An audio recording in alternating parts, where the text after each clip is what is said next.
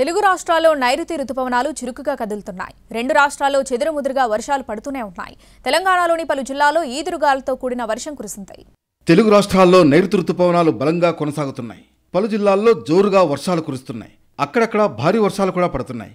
ఈదురుగాలులు, గాలివానలు నానా బీభత్సం సృష్టిస్తున్నాయి.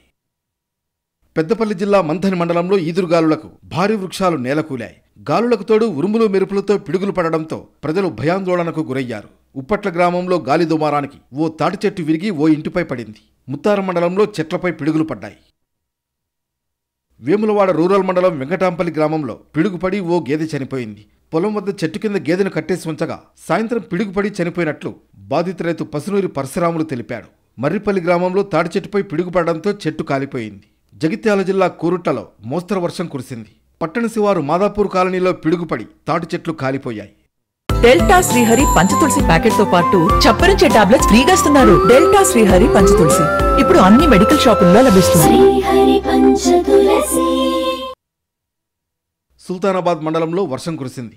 ఎంఈఓ ఆఫీసు ముందు ఉన్న చెట్టు విరిగి ఆఫీసుపై పడింది. దీంతో బిల్డింగ్ పైభాగం దెబ్బతిన్నది. ప్రహరీ కూలిపోయింది. రేగడి మద్దికుంట గ్రామంలో పిడుగుపడి బల్ల శ్రావణ్ కుమార్ అనే రైతుకు చెందిన ఎద్దు అక్కడికక్కడే మరణించింది. బంగాళాఖాతంలో ఏర్పడిన ఉపరితల ఆవర్తనం ప్రభావంతో రాగల 2 రోజులు గ్రేటర్లోని పలు చోట్ల ఉరుములు, మెరుపులు, ఈదురుగాలులతో కూడిన మోస్తరు నుంచి భారీ వానలు కురిసే అవకాశాలున్నట్లు హైదరాబాద్ వాతావరణ కేంద్రం అధికారులు వెల్లడించారు. ఈ నేపథ్యంలో గ్రేటర్కు యెల్లో అలర్ట్ హెచ్చరికలు జారీ చేశారు.